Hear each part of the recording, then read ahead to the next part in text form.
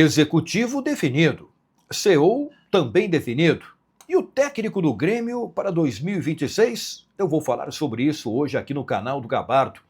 Trio de revelações em campo nesta terça-feira, lá no Catar, na Copa do Mundo Sub-17. E o Thiaguinho está tendo grandes atuações.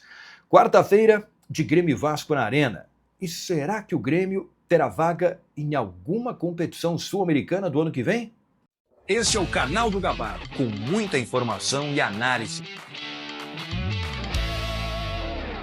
Estou chegando aqui no canal do Gabardo em nome de KTO e de Arroz Prato Fino. Dá uma entrada no primeiro link fixado aqui no canal do Gabardo, no primeiro comentário fixado, porque ali já vai direto lá para a KTO. Tem ainda data FIFA, o jogo da terça-feira da Seleção Brasileira contra a Tunísia.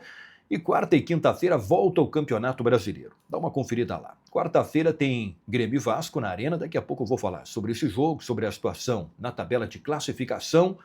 Será que o Grêmio vai ter vaga para alguma competição sul-americana do ano que vem? Que é algo muito importante. Vamos analisar esta situação da tabela do Grêmio. Deixa eu começar falando sobre a questão do técnico para o ano que vem. Porque o CEO já está definido. Alex Leitão. Ex-Orlando City, Atlético Paranaense, Neon da Arábia Saudita, será o CEO do Grêmio em 2026 na gestão Odorico Romano. Nesta segunda-feira já tem uma primeira reunião presencial de transição entre as direções, o que é algo muito importante. O diretor executivo do Grêmio está contratado desde quinta-feira.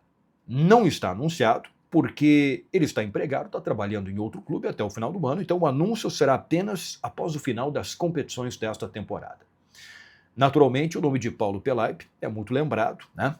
Existe um otimismo em relação ao anúncio deste nome no Grêmio, e lá no Cruzeiro o Pelaip já confirmou para a direção do Cruzeiro, informou para a direção do Cruzeiro que ele recebeu uma proposta do Grêmio e agora está avaliando. Então, vamos aguardar lá o final do ano para o anúncio oficial. E o técnico do Grêmio para 2026, quem será? O que eu tenho recebido de informação das pessoas com as quais eu tenho conversado é de que realmente ainda não existe uma definição, não se bateu o martelo em relação a quem comandará o time na próxima temporada. Mas uma coisa é possível falar.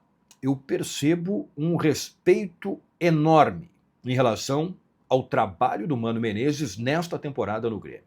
Não só a carreira dele, né, a história dele também no Grêmio, mas ao trabalho que ele vem desenvolvendo nesta temporada no Grêmio. Olha, é só lembrar como o Mano pegou o time do Grêmio e a dificuldade que o Grêmio tinha no começo da temporada, né, com eliminações, com o início de campeonato brasileiro assustador, e o Mano conseguiu melhorar a equipe do Grêmio ao longo da temporada. Então existe um respeito muito grande e, obviamente, que o Mano, a permanência do trabalho do Mano Menezes está sendo analisada pela direção eleita do Grêmio.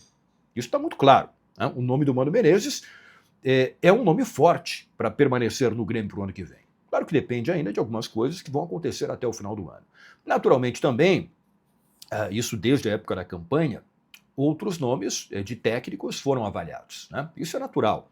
Mas eu repito aqui, mesmo que a situação não esteja definida ainda, o nome de Mano Menezes está sendo considerado pela futura direção do Grêmio e existe sim a possibilidade da permanência do Mano Menezes como técnico do Grêmio para 2026. Então, até o início de dezembro, né? Esta situação deve estar resolvida até para que o planejamento para a próxima temporada também seja colocado em prática. Essa é uma questão muito importante. Vamos lá, deixa eu passar para o jogo de quarta-feira, Grêmio e Vasco na Arena. Olha, o Grêmio precisa muito de uma vitória por vários motivos, né? Sempre tem que ganhar no futebol, mas se a gente olhar a tabela depois dos últimos resultados, que não foram muito bons, o Grêmio está em 14º lugar no Campeonato Brasileiro com 40 pontos. Hoje o Corinthians é o 13º com 42, pegando a última vaga para a Copa Sul-Americana. Claro que o Corinthians tem, por exemplo, Copa do Brasil aí no final do ano, né? E isso pode mexer e até aumentar o número de vagas nas competições sul-americanas. Mas hoje o Grêmio estaria fora da Copa Sul-Americana. Então tem que ganhar esse jogo para entrar do Vasco quarta-feira e melhorar, né, em termos de resultados nessa reta final, para pelo menos ter uma vaga na Copa Sul-Americana do ano que vem. Libertadores está muito difícil, muito complicado, né? A pré-Libertadores. Mas pelo menos Copa Sul-Americana para ter uma competição internacional no calendário de 2026. Isso é importante. Em janeiro, comecinho de janeiro, já tem o Campeonato Gaúcho, final de janeiro começa o Campeonato Brasileiro. Se para o Grêmio tiver Copa Sul-Americana, isso será a partir de abril, entrando direto na fase de grupos. Mas, repito, nestas últimas 5 partidas do Campeonato Brasileiro, o Grêmio tem que subir pelo menos uma posição na tabela para ter uma vaga na Copa Sul-Americana. Então o jogo de quarta-feira é muito importante, Grêmio e Vasco na Arena. Amanhã, terça-feira, tem Copa do Mundo Sub-17 no Catar, o jogo das oitavas de finais, Brasil e França. Olha que jogo, hein? Oitavas de finais, Brasil e França, tem 3 jogadores do Grêmio lá, o zagueiro Luiz Eduardo, meio-campista Thiaguinho e o meio-atacante Gabriel Meck.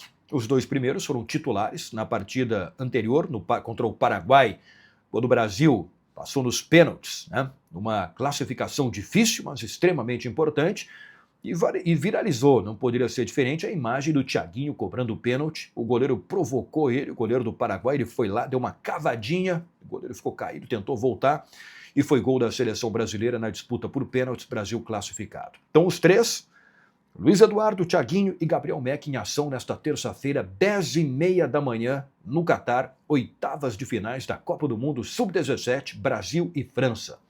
O Thiaguinho tem deixado uma impressão extremamente positiva, é uma competição acompanhada pelos grandes clubes do futebol mundial, pelos grandes empresários, e o Thiaguinho tem tido atuações muito elogiadas lá no Catar. E vamos ver, no começo do ano que vem, se os 3, Luiz Eduardo, Thiaguinho e Gabriel Meck, já vão para a pré-temporada com o grupo principal, já podem ser aproveitados, por exemplo, no começo do Campeonato Gaúcho, né? Até porque o Grêmio não deve começar com um time titular, já coloca os garotos aí para observá-los, né? Para ver até que ponto eles podem render também no time principal, para que já possam ser incorporados ao grupo principal do Grêmio no ano que vem. Tomara que isso aconteça pela qualidade que eles têm. Valeu, pessoal. O vídeo em nome de KTO e Arroz Prato Fino. Boa semana a todos e até a próxima.